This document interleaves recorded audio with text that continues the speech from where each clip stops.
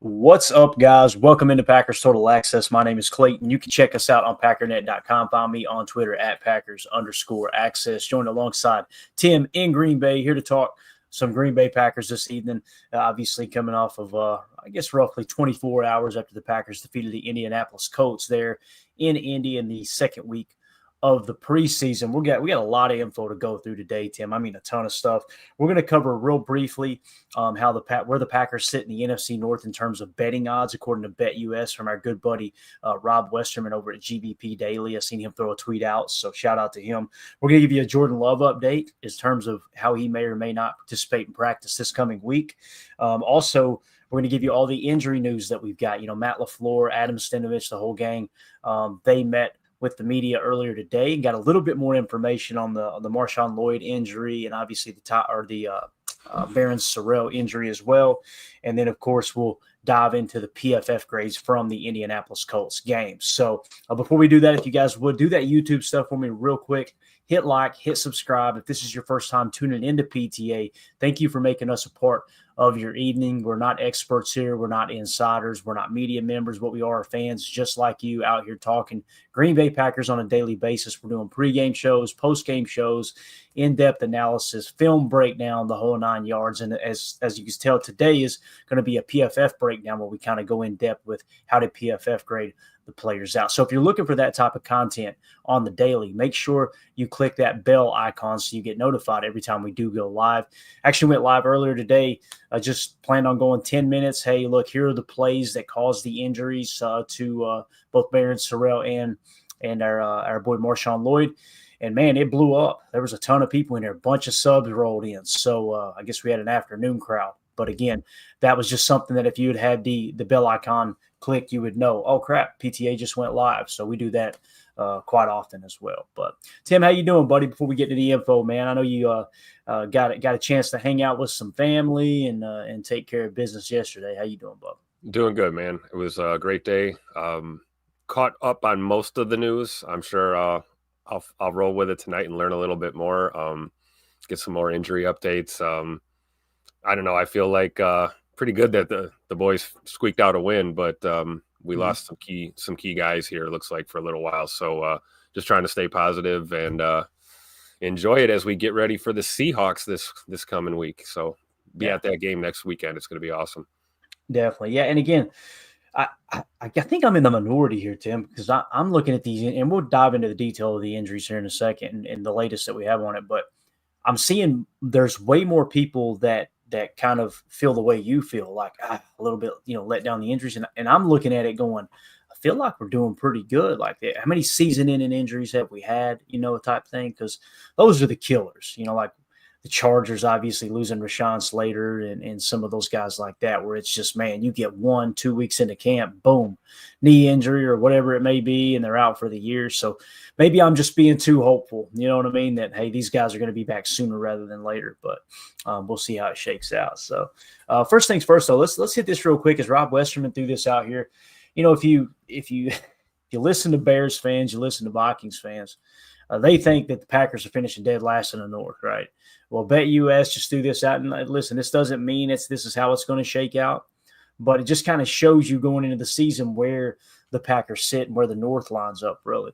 But like I said, Rob Westerman put this tweet out. The Packers have the second best odds to win the NFC North per BetUS official. So the Lions are leading the way at plus 145. The Packers are second at plus 250. Then the Vikings at plus 300 and the Bears at plus 525. Now, I feel like that's probably right. I feel like it could be a little closer to the Lions based off of what they lost in terms of battling injuries, losing their OC, losing their DC. I kind of feel like, a plus 200 for the Packers might have been a little bit, that would create a little more separation from the Vikings and get them a little closer to the Lions. But nonetheless, man, we're right there in the hunt in terms of the odds to win the NFC North. So just want to get your take on that. If you got anything to add to that, Tim, I want to throw that up because I thought that was really interesting to see that come across. I do too, and I would agree. I think that seems fair. I mean, I'm not into the odds and the sports betting like some people are, but putting Detroit, Green Bay, Minnesota, Chicago in that order, that seems pretty accurate, I think, at least at this point in time, right? Going into this year. Yeah. We'll see how the things kind of change as the season progresses, but I would think your NFC North winner this year is going to be either Detroit or Green Bay for sure. Yeah, no doubt, man. No doubt. So there you go. There are the odds. Again, the poor Bears plus 525. And by the way, they kick off here shortly. I think at 8. Get ready to go. I'm excited to see if Caleb Williams is having as good of a camp as the Bears fans have tried to convince themselves he's having, or if he'll missing the net 4 throws in a row. And I'm not talking about missing the basket 4 throws. I'm talking about he missed the whole net on the 4th one. I was like, oh boy, I'm sorry. I'm an old geezer and I could hit that damn whatever it is, 12 square foot, 12 by 12 net, But nonetheless, we'll see how he shakes out today. As obviously, Ben Johnson not playing him much. He was a little. It seemed like to me Caleb was pretty far behind in learning the offense. Now Tyson Bagent, no problem. He's got a good grab on it. So we'll see how he looks tonight, though, Tim. I think the plan is for him to play. Last I heard, I could be wrong though. Okay. Well, right. I'm sure it'll be entertaining either way, right? Yeah, exactly. Always. It always is when the Bears are included. That's for sure. You know it. I'm hoping it's at Chicago. I haven't even checked because I'd love to see a bunch of empty seats. Just make fun of them for that too. So. But anyway, let's move along to Jordan Love here. Many people were skeptical, Tim, that he wouldn't be back as soon as we thought he would. In terms of the thumb, I know former players, one in particular, Mark Chamora, is like, there's no way he's going to be back in a week. Like, what are we talking about? Well, Tom Silverstein, you guys know, a very, very trusted source. He's very close to the Packers front office. Green Bay Packers quarterback Jordan Love may take part in 7-on-7 drills in practice. So the wrap is off of the hand now. I think he just had a small wrap, small tape up type thing on the thumb. Obviously, it's his non-throwing hand.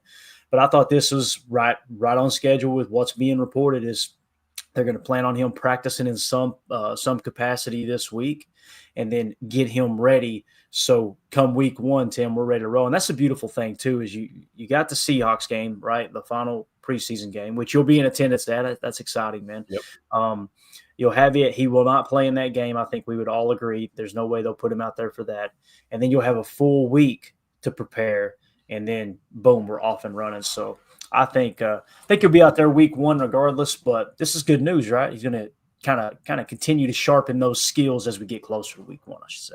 I agree, because what you're worried about with any kind of injury like that is time away from any kind of reps and away from the field, right? You want to be really getting your wheels turning here heading into week 1. So the fact that Jordan's going to miss a little bit of time probably is a precaution, is a good thing. But then again, get him in the 7-on-7s, get him out there when you can. Obviously, protect that hand while you can, and don't run him out on the field, against Seattle here in this last preseason game. But you also don't want him to get cold. You don't want him to cool off. You want to start your season hot. So I think they handled this the best they could. Like Jordan said himself, that, if this was week 1 of the season already and this kind of injury popped up, he probably would just tape it up and take an aspirin and go play football and not worry about a surgery. So I think the fact that they were able to get the surgery done so quick and start the rehab so quick, and, we're hearing that, like you said, the wrap or the bandage is coming off. They're going to let him do a little more. These are all good signs. It's just a testament to how things have changed. Chewy talking about, Jordan coming back so quickly. It's, well, when Mark Chamura played football, that was the old shut the hell up and rub some dirt in it days. They didn't have near the medical expertise that they have now. They didn't have the training staffs and the protocols that they have now. So I think you see it more and more every day with even minor injuries up to the major ones. Guys recover faster. The surgeries are better and cleaner, and guys get back on the field faster. So good news for Packer fans and for Jordan Love for sure. Yeah. It's kind of funny too, because when you bring that up, some of these ex-players, they'll go from, man, everybody's soft today. We would have played with that. And then when you hear good news that, hey, Jordan's going to be back sooner than later, it's like, well, there's not a real chance there. I'm like, y'all got to pick a side, man.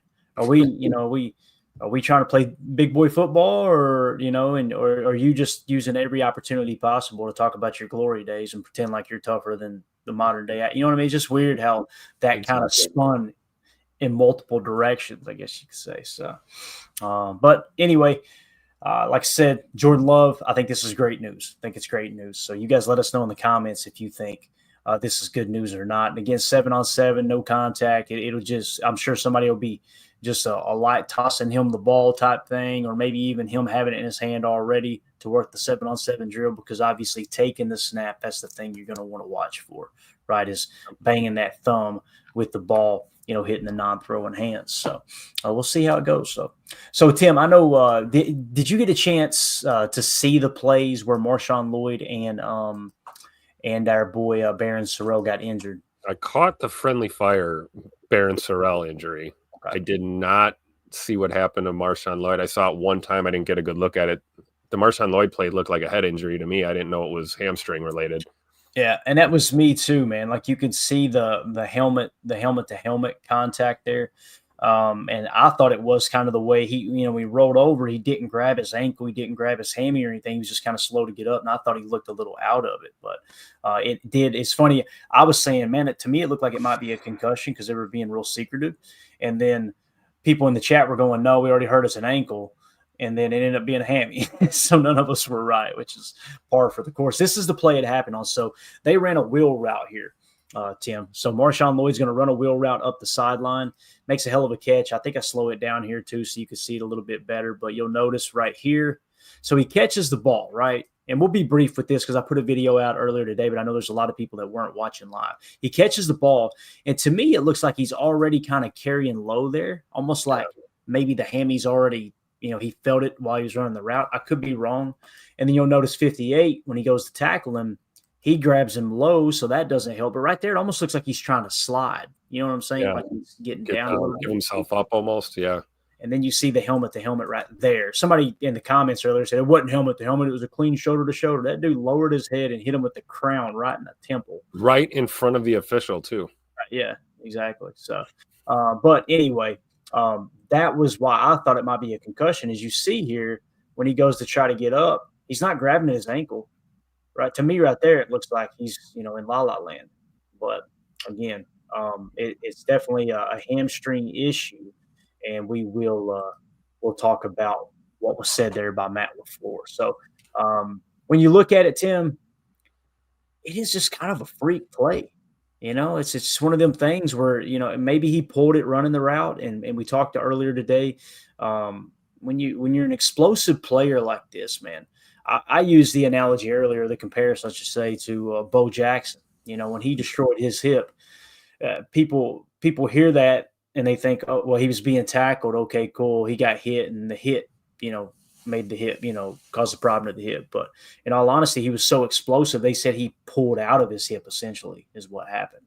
So you get these guys that are twitched up. You see it with Christian Watson. He's such an athletic freak that, sometimes muscles, tendons, joints can't withstand that really, really quick torque, and everybody's built a little bit different. So I think that's what you've got with Marshawn Lloyd, and the reason this type of stuff continues to happen, because I honestly don't think this is hit related. It looked like he started to go down. You see? I agree. Probably out of the wheel route, right? Look at he's out of that backfield. How quick you got to get around that corner and turn and get upfield. I wonder if you're right, Clayton. Before he even put hands on that football, he probably tweaked something just running the route. And hell of a catch too. And this is a part of his game too. We talked about that. He looked really good with the power runs at USC. And with this particular case, I was kind of surprised seeing him catch the ball in the backfield and being dynamic like that. And many people on X yesterday, they were saying, man, that kind of looked like Aaron Jones out there running a wheel route, Mm-hmm. But yeah. So Matt LaFleur met with the media earlier today. Matt Schneidman had to tweet Matt LaFleur on Marshawn Lloyd, quote, he's going to miss some time. Now, what does that mean? I take it as it's probably going to be 4 to 8 weeks, somewhere in that range if he recovers from it okay. And people were going, Clayton, that's specific. How do you know? I think they're probably looking at, okay, let's start him on the IR, type thing. Because if he was going to be back before week 1, I truly think that Matt LaFleur would have said something along the lines of, he may miss a little time, but we expect him back sooner than later type thing, But the fact that he said he's going to miss some time, That's how I'm reading it. I want to know how the chat feels as well. Tim, how do you read that, man? Do you think he's going to start on PUP? Do you think he might miss half the season? What's your feel here, man? I don't know. I'm not a doctor. I'm with you. Based on the little bit of information we have, I think there's a chance that they may do that. I mean, it frees up that spot on the 53, correct? So if he goes to IR, another spot to play with.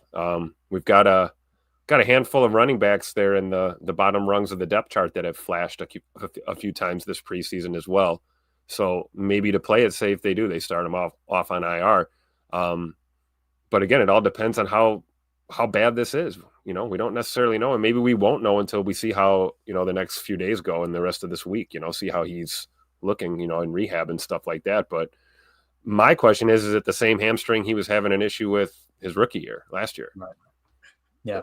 And we talked about this too, Tim. Like we're sitting there going, yeah, I would keep these 3. I would keep those 4. But the reality is more times than not, there's several positions on the roster that those position battles are decided by injury, right? And when you look at the running back room, you got Josh Jacobs, Emmanuel Wilson, which Emmanuel Wilson truck sticked a guy yesterday, and it was just absolutely beautiful, man. He sent him into a different stratosphere. It was great. But Josh Jacobs, Emmanuel Wilson, Marshawn Lloyd will most likely start on IR, would be my guess. And Chris Brooks.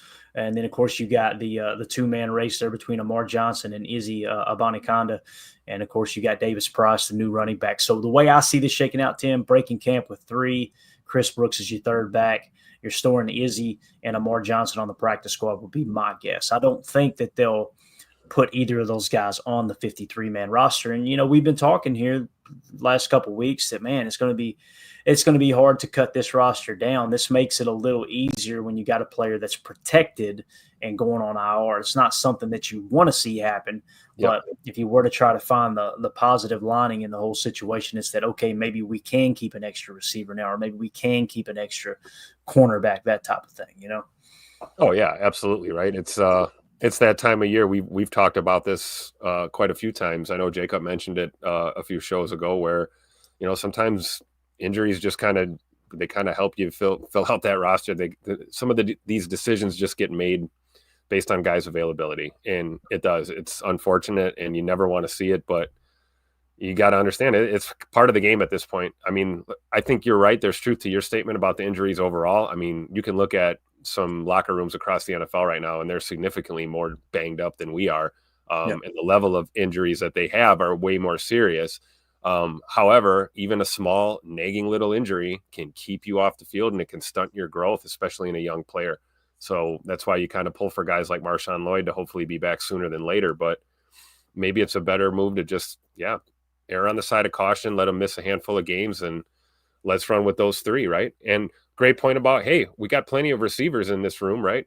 Are we able to maybe sneak another one onto that team in the meantime? And, maybe a receiver that also has been known to run the football a few times in a pinch. There's a few names there that I can think of. So I think you're right. I mean, it really sucks that we have the injuries we have, but I don't think we should full on panic just yet because we're not hearing that anyone's season's completely done. So that's the news you're trying to avoid for sure. Yeah, definitely. So we'll, like I said, keep your ear to those Twitter streets there and see if anything gets leaked out by one of the insiders of how long Marshawn Lloyd's expected to miss. I'm sure something will come out sooner rather than later. Most of the time, this stuff comes out too, Tim, from agents, right? Yeah. So the agent might try to get ahead of the story for his client, for the player, in this case, Marshawn Lloyd, and say, he's definitely not going on season-ending IR type thing. That the report will come out from, insert name of NFL insider, and they'll say, he's expected to miss some time, but not go on season-ending IR. That's where you're looking at that 4 to 8 week range, I would imagine. So, but the other young players, man, this one hurt. Both of them hurt me, but this one hurt me bad because Barryn Sorrell is just a salt of the earth kid. You could tell this dude plays the game the right way. He's a good teammate. He comes from a great, hardworking family. Like, I was so excited about Barryn Sorrell, and hopefully this one ain't as serious either. And we'll find out here pretty soon, I would imagine. This is the play it happened on, Tim. So this is on punt. So You see Daniel Willen punting. Then you're going to see our boy Barryn Sorrell right here is going to go screaming down the field, hustle, hustle, hustle, hustle, works his way through a block, comes back across the field. And the thing that hurts the most is the reason he gets hurt right here. You're going to notice Matt Orzik missed that tackle up there. So you see 42, right? Yep. First of all, Matt Orzik, your long snapper. I've seen people bashing him, playing reckless. Well, the fact that he was the first one to get to the return guy is pretty damn impressive to me. So anyway, he gets back up. Now we're going slow motion. So you see Barryn Sorrell chasing the backside of the play here. All right. So as Orzik goes to make the tackle, he's going to swing around and then catch the side of the knee there on Barryn Sorrell. So a little friendly fire is what that was. And again, obviously no ill intent. I don't think Matt Orzik was playing out of control. I think it was just bad timing, wrong place, right time type thing. And you see right here, yeah, there's definitely something significant going on. So that was the lick. Again, I don't want to watch it too much, but just so you get a look at it one more time there, just that wrap around side of the knee. Tim, that's textbook for significant damage to a knee. Let's hope that's not the case. Yeah, sometimes these things look worse than they are. And it could be a bone bruise. It could be, a strain, sprain, not, complete blow up of that knee. But again, I'm not a doctor. What the hell do I know? And I can't wait to hear more specifics on what's going on. But again, part of the game, nobody plays this game and doesn't get hurt. It just doesn't happen. Every single person who's ever played this game is going to get an injury at some point in time. With a guy like Barryn Sorrell, who you're so excited about, it's just tough. But I guess the silver lining is if he is going to miss an extended period of time, at least it happened now in the preseason, and you got a chance to salvage some of your rookie season. Marshawn Lloyd didn't get to do that last year. So, hopefully this doesn't happen again and we get to see these guys back on the field. But that's just kind of one of those fluke plays, right? It just happens. It is, man. It is. And you want to see these guys in action, and you got a guy that's a 4th round pick in Barryn Sorrell, and all right, let's see how much value he can add to the special teams. And of course, I've seen some tweets, some comments.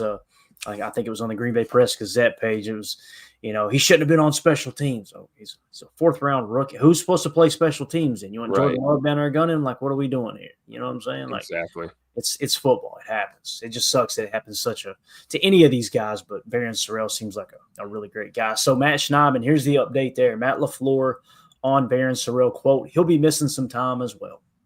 So that's all we've got on it. They both kind of feel the same there, They both sound exactly like. I don't know. I'm not a doctor. You go. So what he's saying, right? Again, we'll see if maybe the players camp leaks out a little more information, or if the team makes an announcement whether they go on IR or if it's season in an hour or what have you. I'm hoping. Now, here's the other thing too: is people immediately responded to my tweet last night about Barryn Sorrell's injury, or maybe it was earlier today, and they said, "Oh, he was riding the bike on the sideline. He was walking. He's fine. He's fine. He's fine. It's not a big deal. He's fine." And then I went back and watched it. I'm like, I don't know, man. I hope you guys are right, but it sounds like Matt LaFleur's response here. There's a decent chance he could be starting on the early hour, I guess you could say. So when you look at the defensive side of the ball here, Tim, let's just play along for just a second, kind of like we did with Marshawn Lloyd. Let's say he does start on the hour, he being our boy Barryn Sorrell.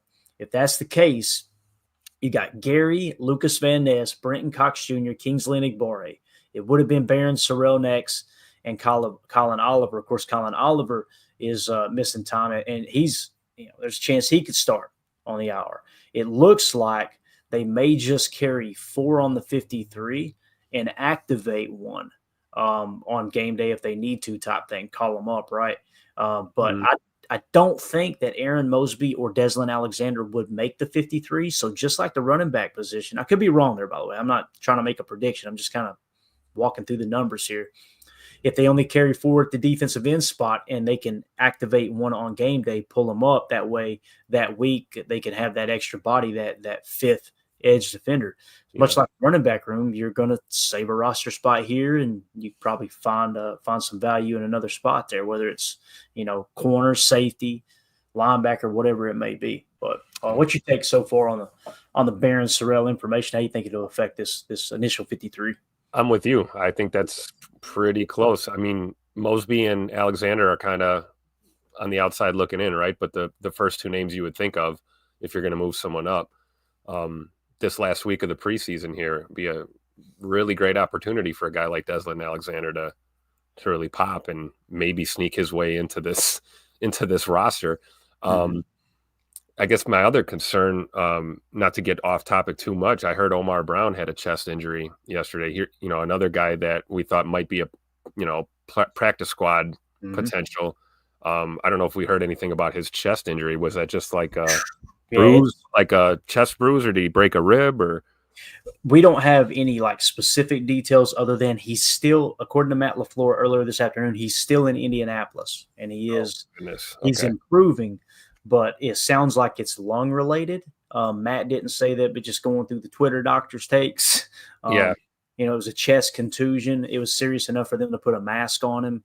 Obviously you spend the night in the hospital and you're still there the next day in another city than where you live.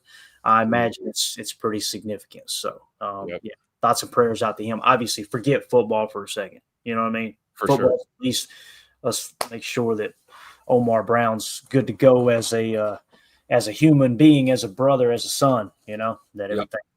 I agree. Back. So Stacy Mitchell in the chat here says, thank you, Clay and Tim, for taking out the bots. Hey, when the bots come in here, Stacy, this is how we roll. Sit your butt outside. And we do our best, but Tim, it is a full-time job. Is it not? No, I can't. They're popping up as quick as I can nuke them here. What's going on? Well, you're doing a hell of a job, Tim. So, all right. So, again, there is a little bit of injury information. Let's hit these super chats. Well, first of all, shout out to Joseph Baca. Hope I'm saying that right. Became a member here on YouTube. He actually did that earlier this afternoon, about 4 o'clock my time. So he's going to be entered into the Dontavion Wicks rookie card giveaway here. It's an autographed rookie card of Tay Wicks.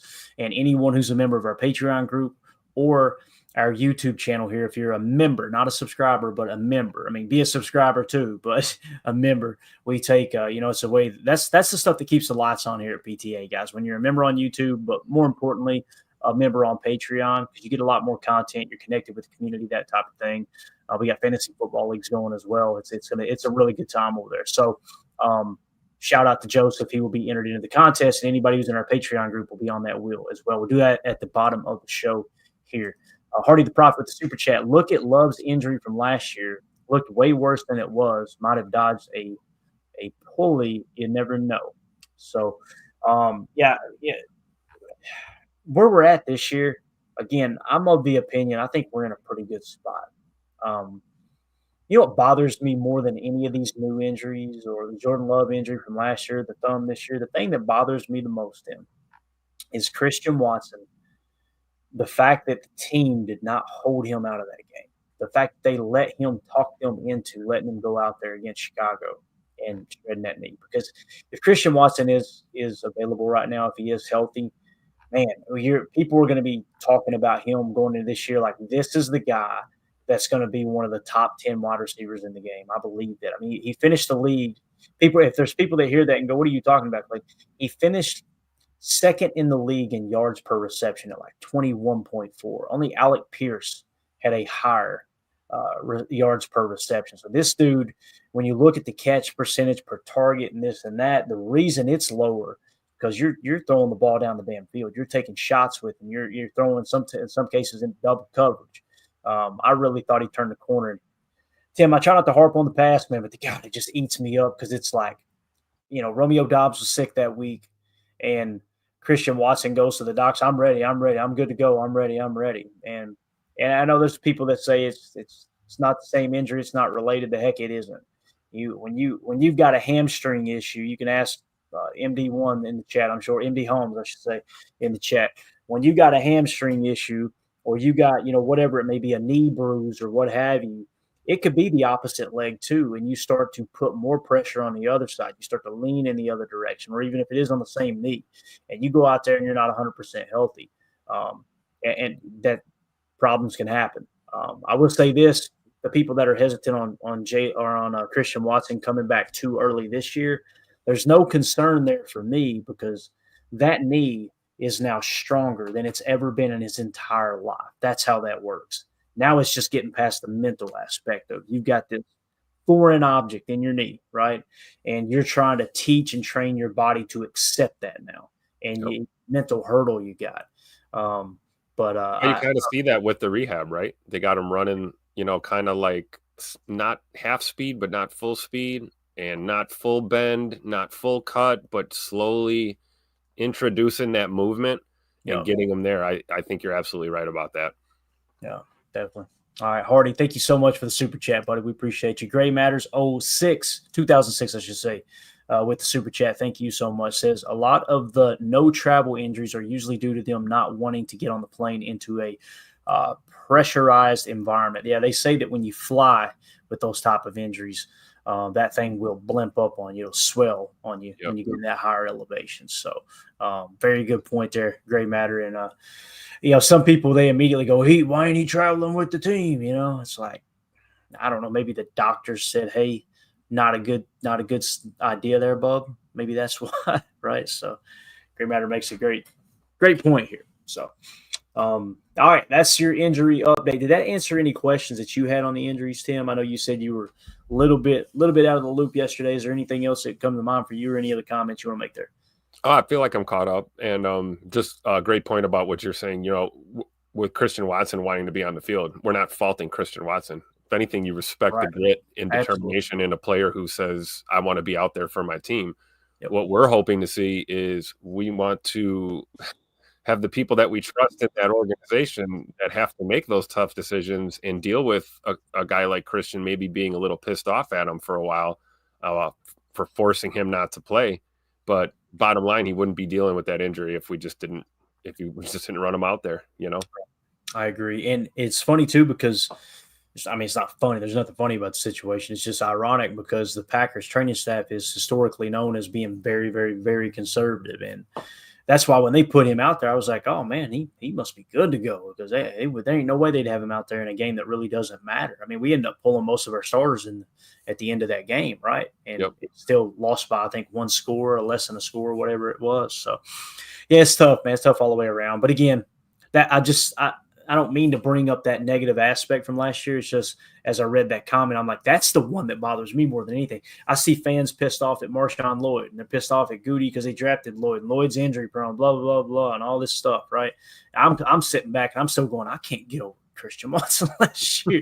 Like, dang it. Because if we had him on one side, Matthew Golden on the other, you mixing in Dobby and Reed, and man, this passing game could be potent. So, but anyway, you ready to get in some PFF grades, Tim?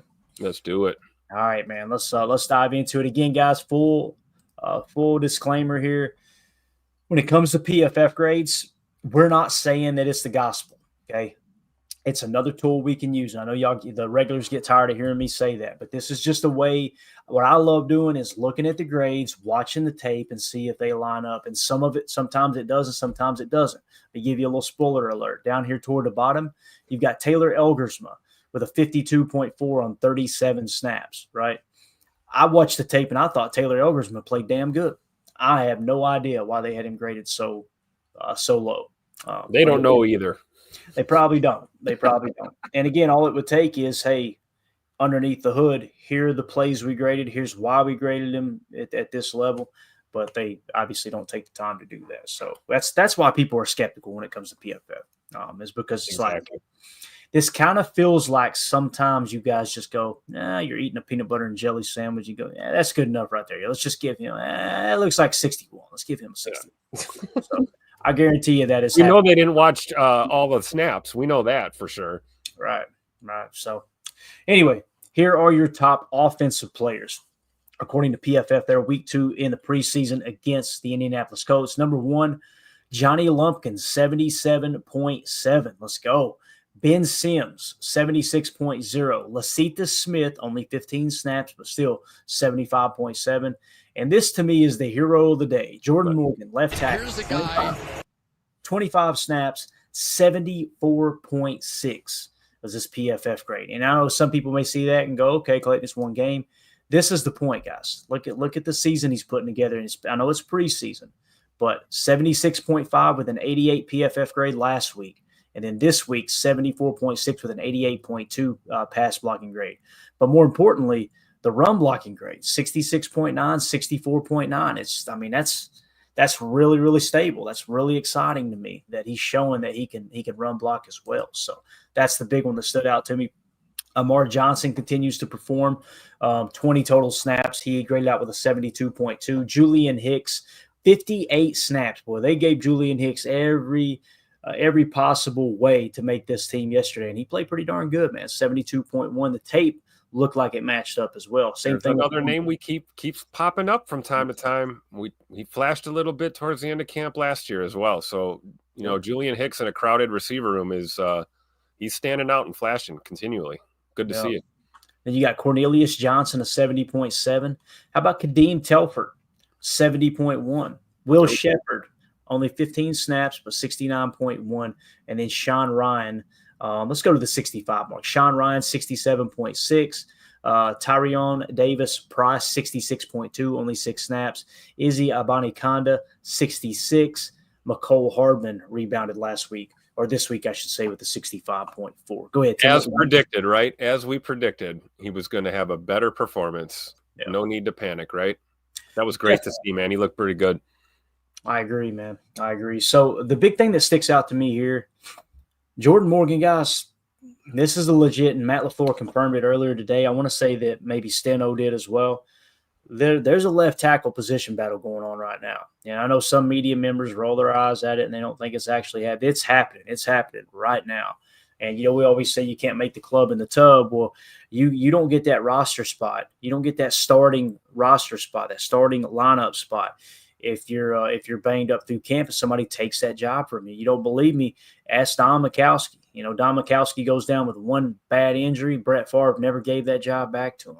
There's many examples throughout the history of sports where people got Wally pipped, right? So it's just something that happens. However, looking at the positive side, Jordan Morgan, man, Tim, I broke down the tape earlier today, and we'll probably get into that tomorrow.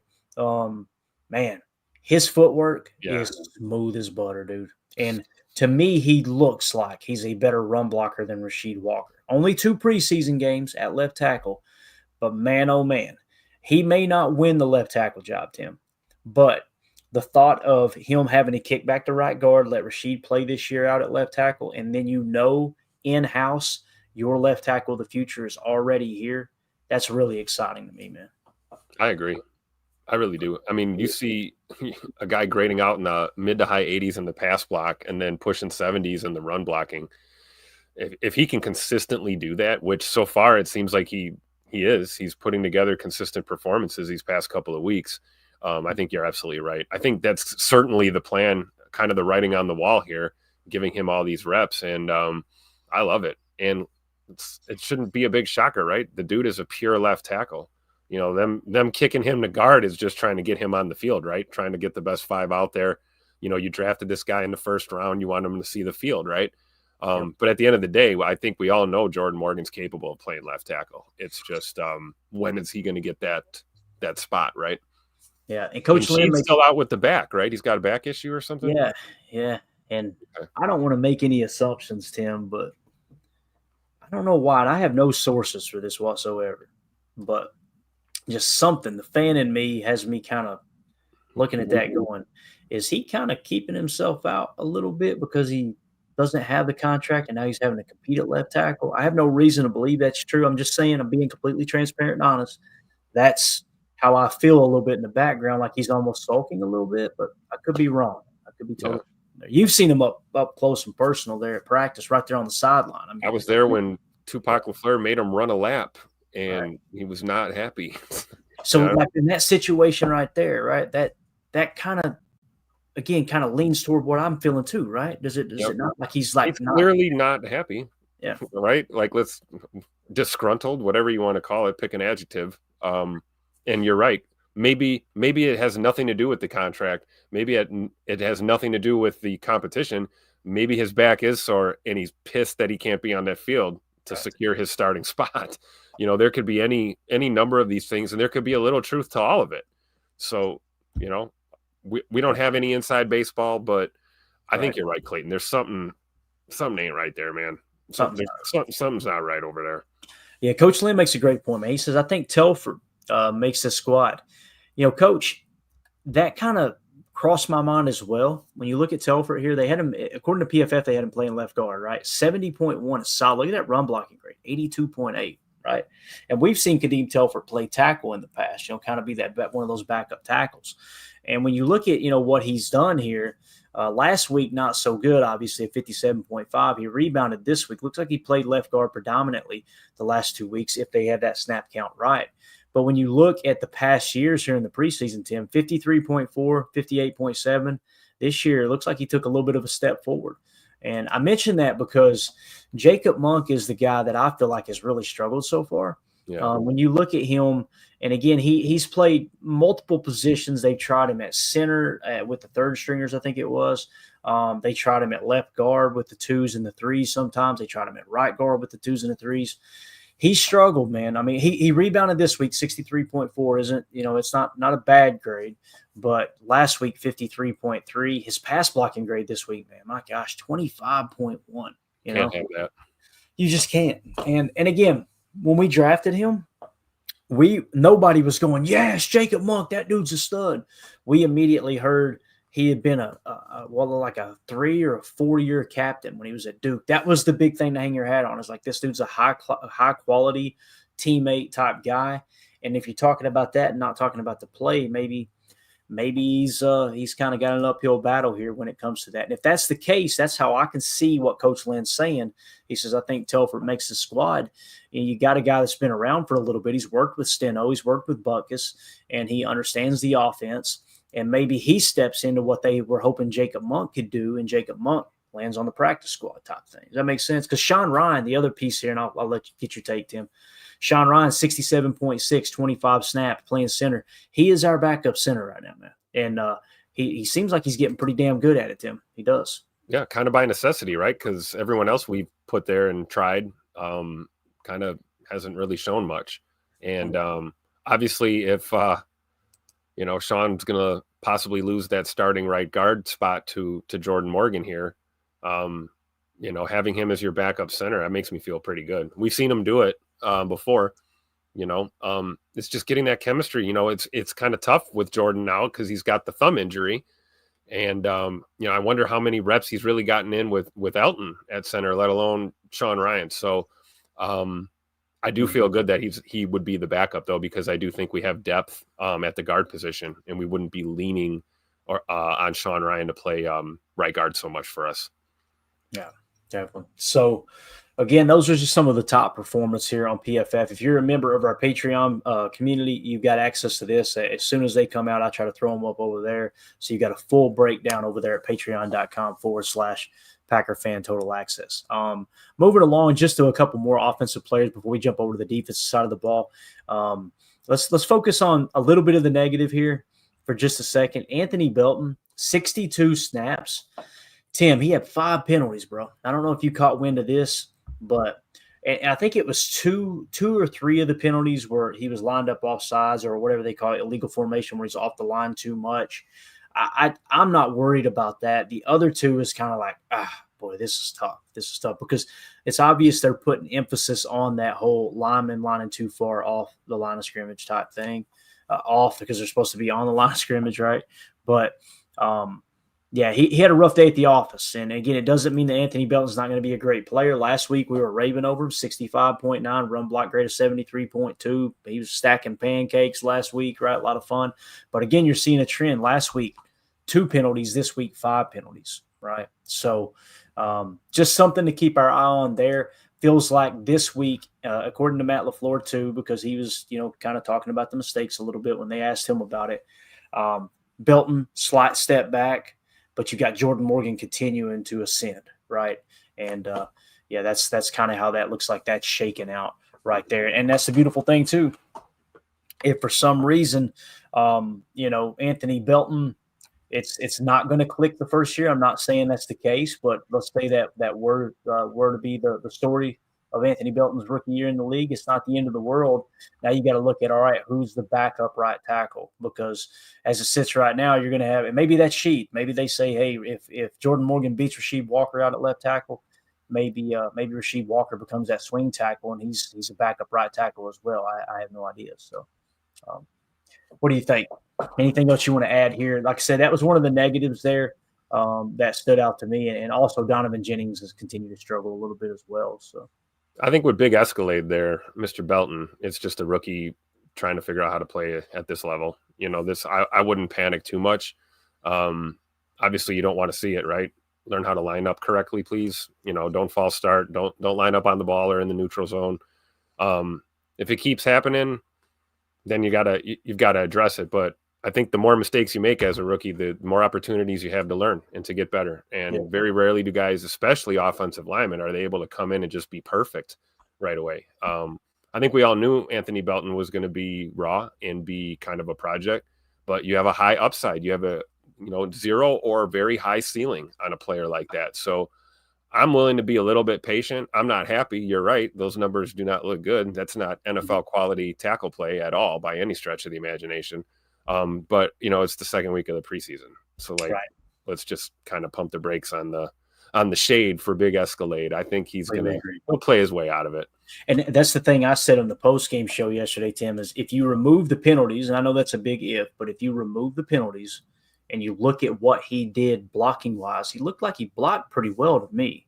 And we'll see, though. But the penalties are, man, they're a big thing, obviously. It's something he's got to get cleaned up. So we're going to jump over to the we're going to jump over to the defensive side of the ball. But first, let's go ahead and wrap up hour one. For those of you who are listening on the podcast version of this stupid little show here, we really appreciate y'all making us a part of your day. You're probably out there on the ground on Monday, and we'll see you on the other side for hour two, where we're going to break down the defensive PFF grades. Appreciate you. For those of you listening on the pod, welcome into hour two. All right, Tim, let's jump into the defensive side of the ball here, man, and kind of see who popped. And it's kind of the same old for the most part. You got a couple names here at the top that really grab your attention. Now, listen, you see this 91.2 from Carl Brooks, and you get really excited, but it's only 8 snaps. So we got to keep that in mind. His pass rush was a 90.4, tackle 66.8, 64.8, run defense grade. So did what he was supposed to do. Anytime it's less than 15 snaps, I got to kind of, all right, Clayton, don't get too excited here, but did everything he was supposed to do. Next, though, it's okay to get excited about this. Katano Ladapo, 39 snaps, 75.8 with a 72.9 coverage grade. We know he can tackle, 75.2, right?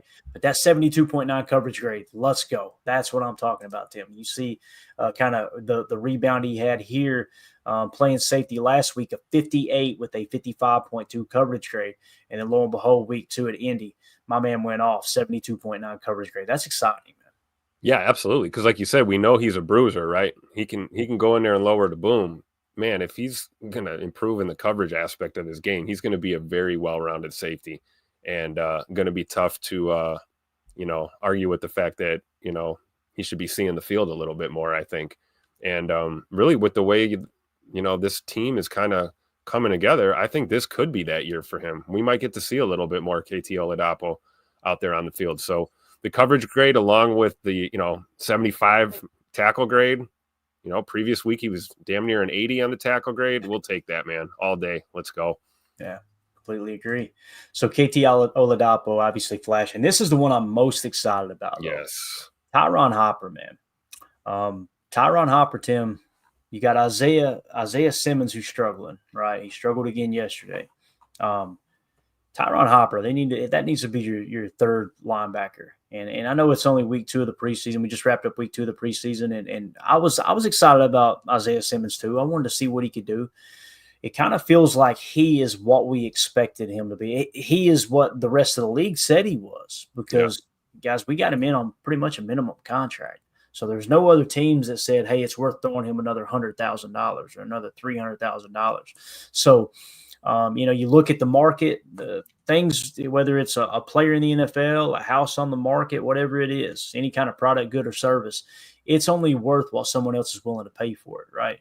And that's not the dog on him too much, but Tyron Hopper needs to be that third linebacker, man. And when you look at Isaiah McDuffie, maybe he is better equipped, and they definitely see Isaiah McDuffie higher on the depth chart than Tyron Hopper. But him being a third-round pick, man, 74.0 PFF grade, run defense grade is 73.1, tackle grade is 74.9, and a coverage grade of 68.1. And it's not just this week, Tim.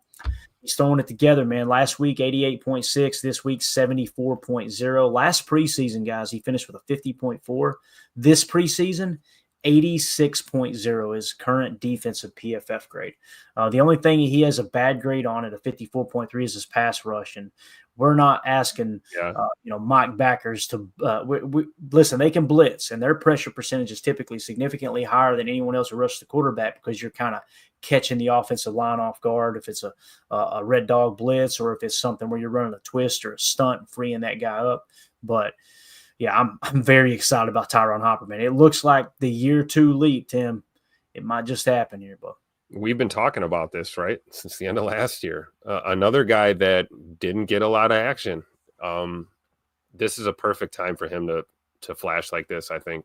I think he certainly passed Isaiah Simmons in the conversation. I think that's official, right? At least at where we're at now at this point in time. We'll see what this week holds. And, as we head into week 1 and get to that I believe it's the Tuesday, the 26th, we'll find out who this 53 is going to be. I'm willing to bet you Tyron Hopper is a part of it. And you love to see it, man. This is why we drafted him.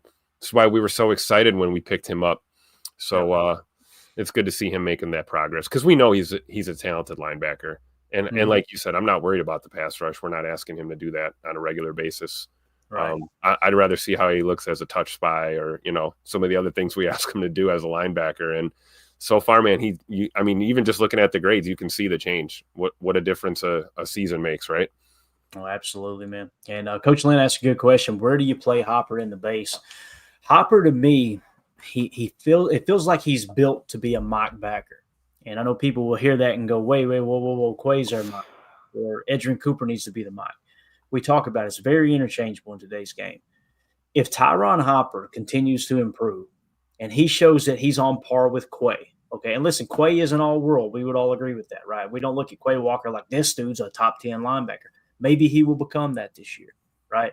But if he's on par with Quay, why not have Tyron Hopper at the mock, let Quay play the wheel, and put Edgerrin Cooper at the Sam, or vice versa, or play the matchup that you're faced with that particular week. That's the other thing too. People, when you see a Sam or you see a Will, and you think, okay, that's their position, you may see it on a chart that someone's playing Will, when in all honesty, they lined him up in the Sam. We run a zone defense. They motion the Y over. He stays on the weak side, and now all of a sudden the Sam flips. That's what we mean by it's very interchangeable. It's not just, okay, you follow the tight end and make sure you're always lining up as the Sam or you're always lining up as the Mike. The Mike is more stationary than the Will and the Sam in today's NFL, but it's just worth mentioning there. So, again, Isaiah McDuffie might still be the better player, but I don't remember McDuffie playing like this in the preseason last year or any time here recently. I don't know how you feel about that. I love Zay McDuffie, man. He's like that old reliable shotgun back in the back of the closet, right? Nothing fancy, but man, is it reliable. It never fails. It works. It does what you need it to do. You look at Tyron Hopper, this kid's clearly a dynamic player and has the ability to continue to develop and could be one of these freak linebackers, I think, when it's all said and done. Just makes me feel good about this room, guys. It does. We've had such piss poor middle linebacking for so long. It's nice to have a really well-rounded room. And yeah, even though Isaiah Simmons is struggling, we had that conversation, right? He is who he thought he is, Okay, I'm glad we did our due diligence and brought him into the mix and made an effort to add depth. So if he doesn't ultimately make this team, it's not the end of the world, because look at the talent we have in, Zay McDuffie and Tyron Hopper. And then you combine that with Edge Coop and Quay Walker. We've got a really solid linebacker room in the middle, I think. Yeah, and it is worth mentioning, like what Joseph says here. I think I saw Quay playing in a joint practice team sessions, correct?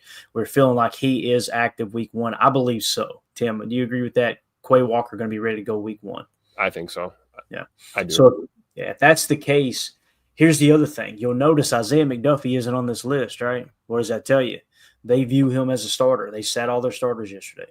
So Isaiah McDuffie, make no mistake about it, he is higher than Tyron Hopper when it comes to this depth chart right now. Yeah. I'm simply pointing out that Tyron Hopper is this close, I think, to taking a big leap. And matter of fact, I think I've got this. Let me delete this out of here real quick. That's such a great point, Clay. I mean, that's a guy I'm going to be watching on Saturday. Yeah. Can you imagine if he puts a monster performance together against the Seahawks? I mean, that's gonna be right on time for a guy like him. And if everything goes as planned, Matt LaFleur, you guys will remember, he originally said he was going to play the starters against Seattle. So we should see a little bit closer to what this starting lineup actually is going to look like, right? So here's one particular play that caught my attention. I won't go full screen with it here, but this is just an idea or just an example here. So you'll notice, where's he playing right here? And it's kind of hard to tell in this copy. We could go chase it down. It looks to me like they're most likely in a 12 personnel. It could be 11, depending on if this is a tight end right here, a hybrid tight end. But nonetheless, he's in the middle of the defense, right? Like you've got a backer. I'm trying to think of who 49. That's an edge rusher. Alexander. Yeah. To me, it looks like he's playing Mike right here. Even if it is a nickel right here on the line of scrimmage, he's playing Mike. So watch him here, Tim. You're going to see him fire into the A gap. And I'm going to pause it right here. So he's fire blitzing, right? Now, they're going to toss it outside. So he blitzes the A gap right.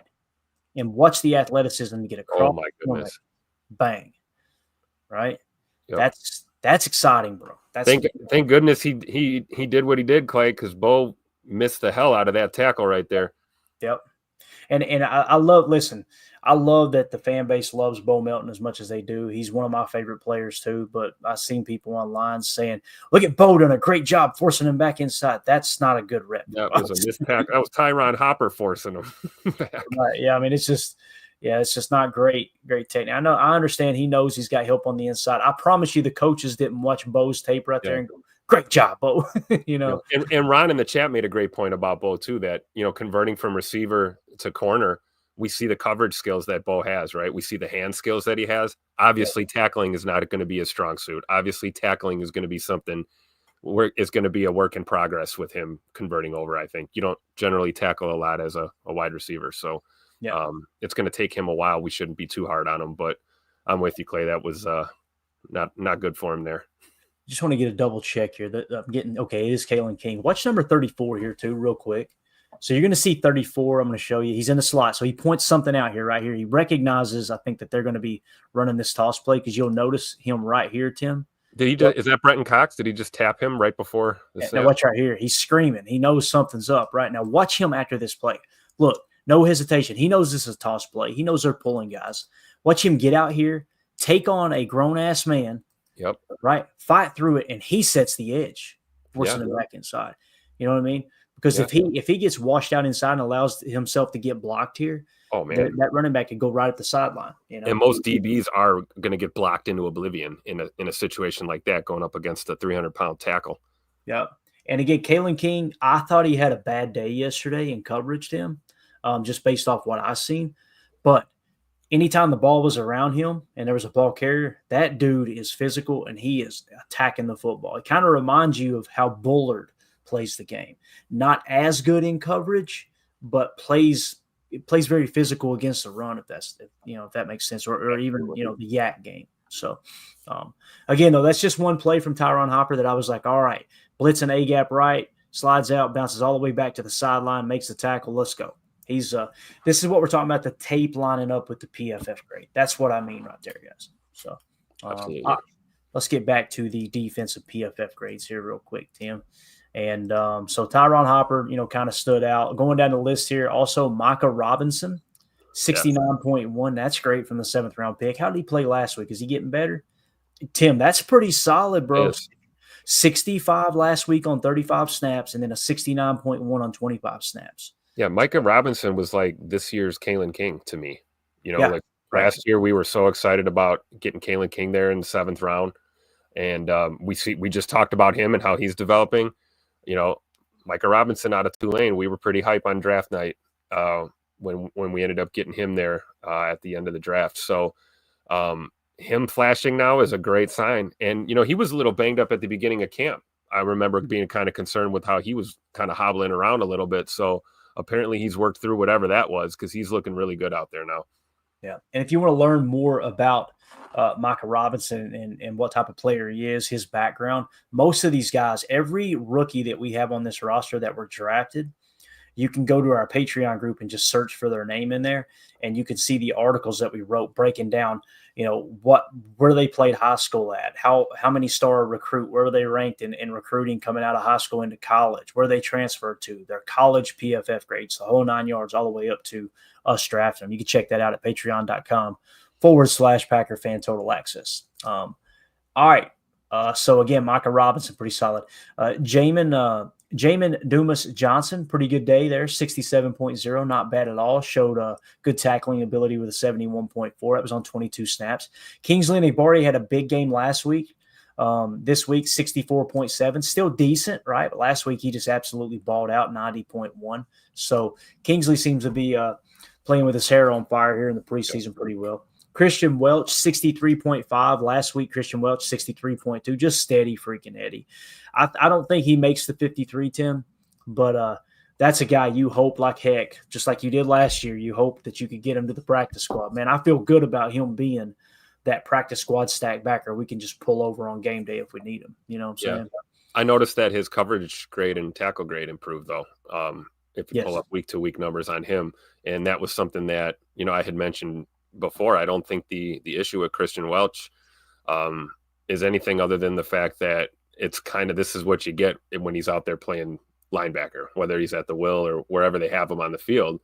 His strong suit is special teams. Obviously, that's what's going to make him a valuable asset. But when you see a little bit of an increase, he went from a 47 to a 62 on the tackle grade. And, he went up a full, 11 points on the coverage grade. That's progress. You can't ignore it. So, I'm with you, man. Hopefully we can keep him around on the practice squad this year. Yeah, me too, man. Again, he's a player. I really like the way he plays his game. I do. Bo Melton, let's get to the man of the hour. 61.7, run defense grade 28.7, tackle grade 27.3. We just seen that on the tape. But that coverage grade, Tim, 73.7, bro. Bo Melton, let's see what he looks like here. Last week, 51.6, and he jumps to a 61.7 this week. Kind of the opposite. Last week, run fit grade, pretty good, 66.2. Tackle grade, dookie chips, right? Yep. Coverage, 46.7. And then this week, he really upped that coverage grade. If we come out here in preseason week 3 against Seattle, and he comes out, and let's say he scores mid-60s, low to mid-60s, and that coverage grade is still hovering around 70, look out. Bo might be a weapon at corner. You just, like I said, you don't want to depend on a former wide receiver helping set the edge at the cornerback position, like you've seen Kalen King do, right? It's kind of the opposite here. So, yeah, and with run defense grade, right? Like, we're not looking at him to be a run stuffing menace, right? We need you to cover. Just don't be terrible in the run fits, and I think that'll come with time. We have to remember this is still new to him. And he's kind of learning as he goes, but that tackle grade's definitely got to improve if we're gonna seriously, consider him as a, an effective corner. I think. Feel good about everything else, though. Honestly, I really do. Feel good about the overall defensive grade. Coverage grade is crazy to me, in the 70s like that for a guy that's been a cornerback for 15 minutes so far. I'm impressed with that. If he can clean up that tackle grade, it might be really interesting to see what he can do out there for us this year. Definitely. All right, next on the list, Jared Bartlett. Only 2 snaps, a 60. Never mind. Nazir Stackhouse, 33 snaps, but a 59.8. So PFF has not been kind to Nazir Stackhouse so far. 48.7 last week. However, he did climb 11 points to a 59.8. Pretty solid improvement there. And it looks like what he did best, run defense, obviously, jumps from a 51 to a 58. Pass rush from a 54 to a 59. So you've seen a little bit of incremental improvement there when it comes to our boy Nazir Stackhouse. Keith Randolph Jr., he had a 56.6. Let's go to the bottom here now and see if someone that we expected to play well played bad. Isaiah Simmons, we kind of talked about it, Tim. 28.6, 30.4 run defense grade, tackle grade of 59.6. I think that's his coverage grade is a 32.5. I don't want to pile on too hard here, but when I watch the tape, this is what I'm seeing from Isaiah Simmons. He's late. He's late to the ball. He tries to gather himself up like 5 yards before the ball carrier, as opposed to attack through the ball carrier. That's something that sticks out to me. He's an athletic freak. I mean, if he is truly at 6'4", 238, we know he's got blazing speed, athleticism through the roof. Some guys, man, it doesn't click mentally with the game, right? We talk about it with Quay. Quay is a freak. He's an athletic freak. And you look at Edgerrin Cooper. Edgerrin Cooper is just as athletic freaky as Quay Walker is, but Edgerrin Cooper, it just processes so much faster. He's able to kind of make that decision, the start, stop, shoot, get in there and make the play. And Quay is just kind of second guessing himself a little bit. I see that with Isaiah Simmons. And it's just, I think he's got a long way to go to make this roster, Tim. I really do, man. I agree. It's a great example. You can have all the athletic attributes and all of the skills in the world, but if you're not processing, it's going to be really hard to make the field. We just talked about this with Caleb Williams. We just talked about this, at quarterback for sure. That's the death spike. You can have a rocket for an arm. If you can't read a defense, you can't play football in the NFL. You just can't. And I think Isaiah Simmons was kind of he kind of got moved around a lot, never really got a groove as far as where he was going to play or what he was going to develop into as whether it's a linebacker or safety or wherever they tried to play him. You get to the point now where you're right. It's kind of just more of the same, Yeah. We talked about most teams in the league felt he wasn't worth a minimum contract. We disagreed. We felt like he was. It was worth bringing him into camp and seeing what we have. But, yeah, we're going into our last preseason game here, and we haven't seen any, significant improvement, I guess, would be what I'm getting at. Yeah.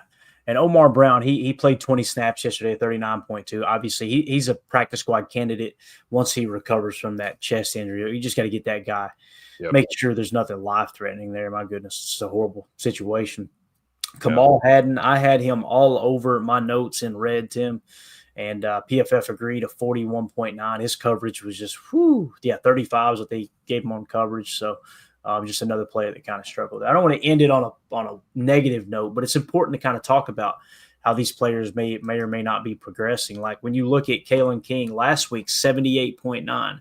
This week, I found myself going, boy, he's blowing coverages like crazy. There were several times he got turned around and was blowing coverages. Had guys running butt naked through the trailer park that he was supposed to be, assigned to. Defensive grade of 48.7. Run defense grade 48.6, tackle grade 29.1. I felt like he tackled better than anything in his game yesterday, personally. But that coverage grade of 51.5 took a slight step back. So what you're seeing here, guys, is kind of two ships passing in the night here. It's only a second game here, but you got Micah Robinson, right? He's kind of getting better every week, and you got Kalen King just took a step back. And it's really important to try to keep your eye on the tape and say, okay, which one of these guys are going to make the squad? Because I feel comfortable saying, Tim, one of those two cornerbacks are probably going to make the roster. I mean, let's look at it here. You got Keyshawn Nixon and Nate Hobbs, right? Locks. And let's just go ahead and call Javon Bullard, the slot. So there's three. Yep. Bo Melton, let's hold off on that. Carrington Valentine definitely making the roster, right? So there's four corners that you got, okay? Bo Melton, Kalen King, that would make six if they both made it. And now you're getting into that range where you're talking about your Micah Robinsons. So really the question is Micah Robinson going to make this roster over Kalen King? Now, think about it. We put him on the practice squad that voided the rookie contract with resets to a future, so you didn't really lose a year. You've got Micah Robinson on a 4-year deal. And when I talk about that, I'm sure there's a portion of our listeners that go, that doesn't matter. It's a 7th-round pick. You're not worried about if that stays a rookie contract or not. Imagine if you'd done that to Carrington Valentine. Right? Oh, yeah. I mean, Carrington Valentine's a guy you're glad he's under contract for several more years, as opposed to you cut him loose, you bring him back later, and it's a 1-year deal. That would suck. So I don't know. How do you see that, man? I want to get your take on that. So the question I really talked in a circle right there. Like I said yesterday, I really went around my ass to get to the elbow there. But here's what I'm trying to say. Bo Melton, Kalen King, and Micah Robinson. Probably going to keep two of those three. Who do you think the odd man out is? Bo Melton, Kalen King, or Micah Robinson? It's tough because we just talked about how great Micah Robinson looked out there. I'm going to say Kalen King. I think Micah Robinson's the odd man out. I think I'd go with Bo and Kalen King. I think most fans would agree with you too, Tim. I really do. Well, that's a first. Let's go. Yeah, and I'm kind of on the opposite side right now. I'm leaning toward Micah Robinson a little bit, but that could change this week. He could come out, have a stinker Kalen King rebound with a significant improvement there from his 48.7 this week, and the tape back it up, and you go, okay, you know what? Yeah, he's the guy. I don't think you'll have too much trouble, I should say, getting Kalen King to the practice squad. We were worried about it last week, but this week really kind of brought it back down to earth. You go off precedent, what happened last year, you had no problem getting him to the practice squad. So that's kind of where I'm at there. And again, that could go either way in either direction. So yeah. Is there any other players you want to take a look at, or you got a comment on here in terms of who played yesterday? I know we got I was kind of looking at the total snaps there. That's what got me excited. I was like, when you sort by total snaps here, let me get it zoomed in a little bit for you, maybe make it a little bit easier. I apologize. Let me just a second here. Let me get it in. All right. So 52 snaps for Jonathan Baldwin. They got a real good look at him, right? Aaron Mosby, 51. Isaiah Simmons, 49. Warren Brinson, 45. Deslin Alexander, 45. Kalen King, 42. Bo Melton, 42. Kamal Haddon, 40.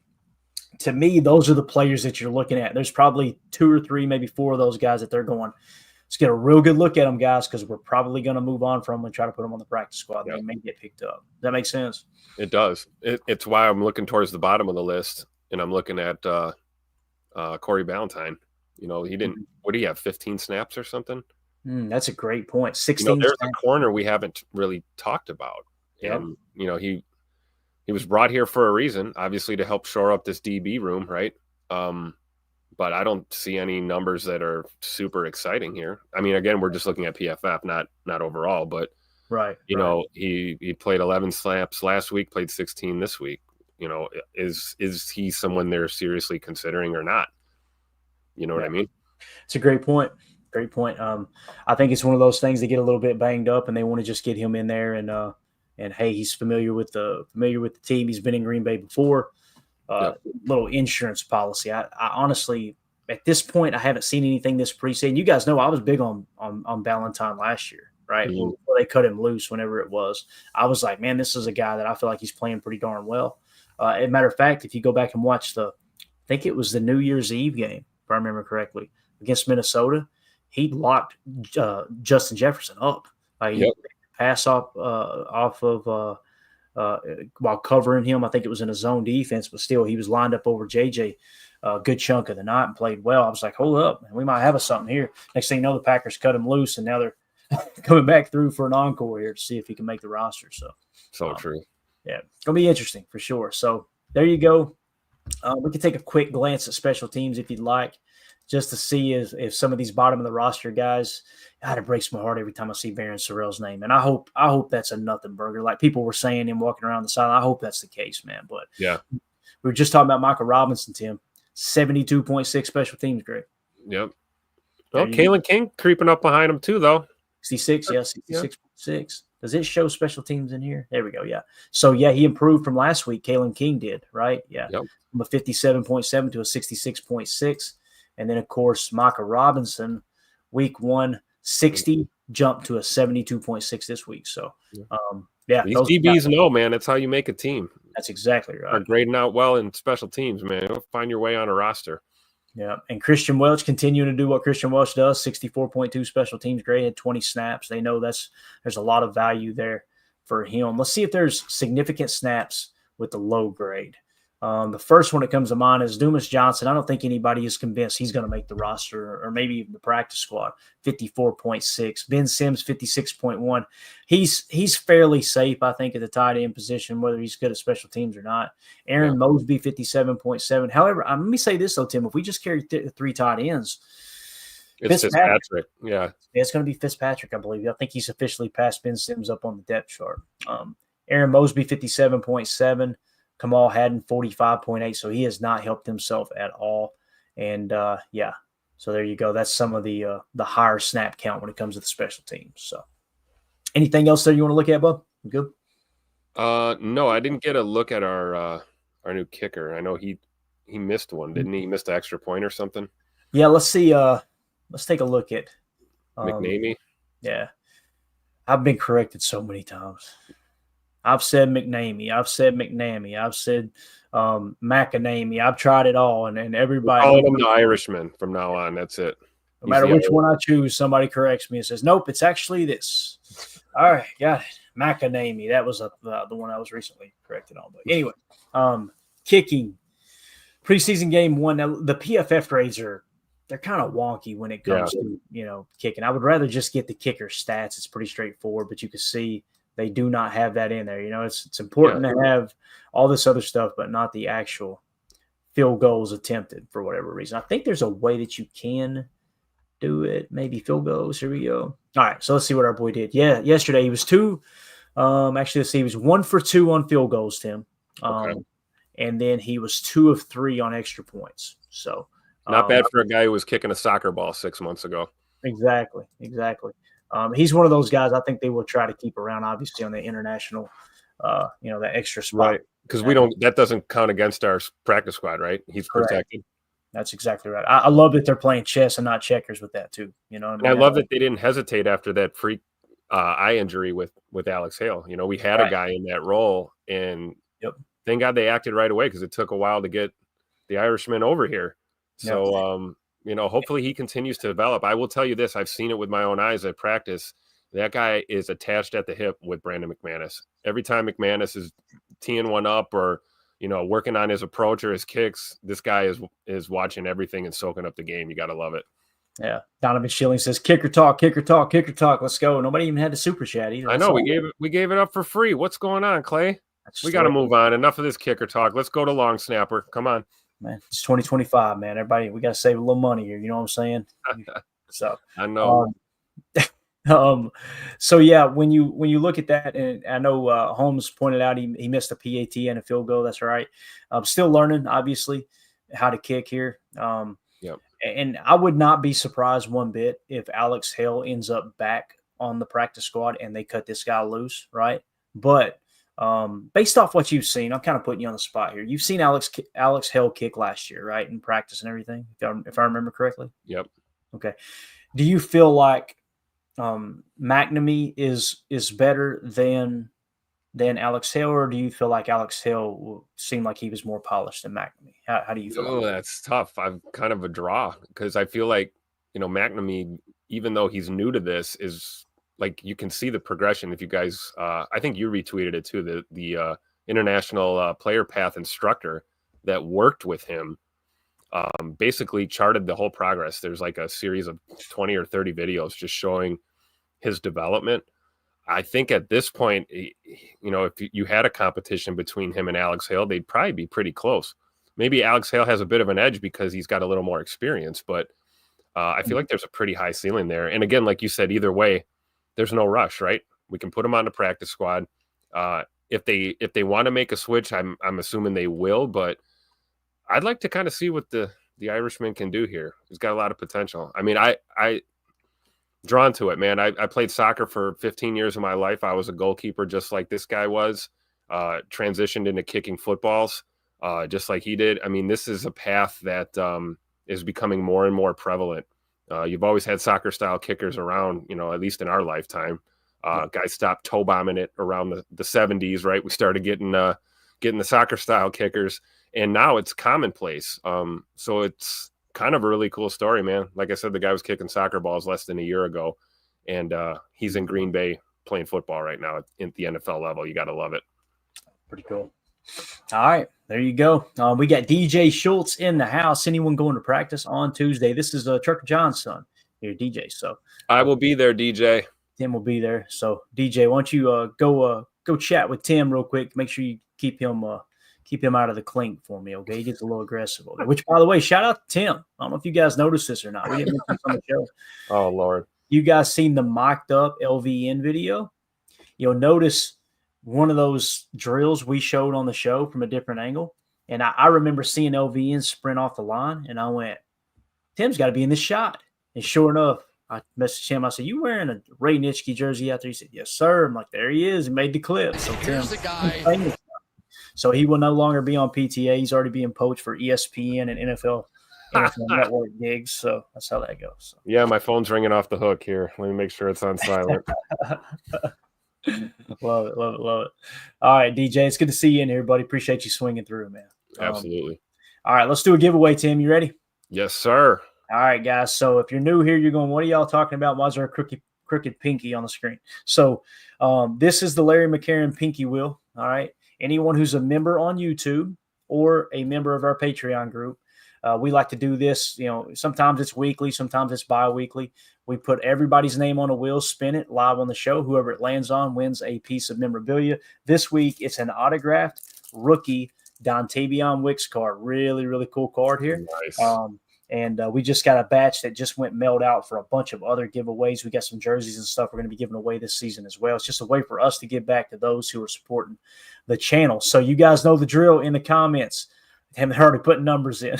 A number between 1 and 10 starting now. 7. I think 7. Tony had the first one in. Then Holmes said 2. Let's do the next one. Randy Cleaver's 6. All right. I can't do the 1. They'll say it's rigged. All good, but I appreciate you, man. So we're going to go with 6 from Randy Cleaver's. That sound good, Tim? That's perfect. Touchdown, right, baby. So let's go. Let's shuffle this thing 6 times so y'all can't accuse me of rigging it again. All right. 1, 2, 3, 4, 5, 6. Let's do this. So the winner, and we're going to pick one winner, guys. Okay. That's what we're going to do from here on out because it got a little bit hectic. Picking multiple winners in case the first place didn't come forward and the second place come forward. It's happened to me 3 times now. Like a third place winner came forward and said, hey, yeah, if the winner doesn't come forward, okay, cool. They didn't come forward for like 2 weeks, gave them the card, and then a month later that person was like, hey, I heard that I won something. I'm like, crap, now I feel like a jerk. So we're just going to spin it once. Whoever it lands on, you're the winner. We'll give you a week to reach out, or we'll throw it right back into the rotation. So here it is for the autographed Dontavion Wicks rookie card. Big money, no whammy. Big money, no whammy. The winner is of course, that's got to be one of Jacob's burners, right? So once again, they're going to say it's rigged. So Grinning Possum, that should be easy to find. So Grinning Possum is the winner of the autographed Dontavion Wicks rookie card. Tim, you got anything else you want to hit before we wrap up, big dog? No, hopefully that is not Jacob's burner. Hopefully that's a different member for sure. The beautiful thing is I've got Jacob's address. So unless he tries to play coy and have it shipped to a friend's address, he will not get this card. I promise you that. Just like Emilio. Emilio's probably got 6 accounts in here trying to win memorabilia, cheapskate. Is he trying to get he's probably trying to get that Travis Clover card, right? If I know Emilio, we need to make him a custom Travis Clover card. We need to turn this image into a card. Yeah. Put a little upper deck sign in the right, put a little fake autograph with a heart, and all that good stuff. It'd be good. Classic. Yeah. All right. Possum has a week to claim it. Grinning Possum, come forward and get your prize. Shoot me a text 865-658-5824. If you're on Patreon, message me over there.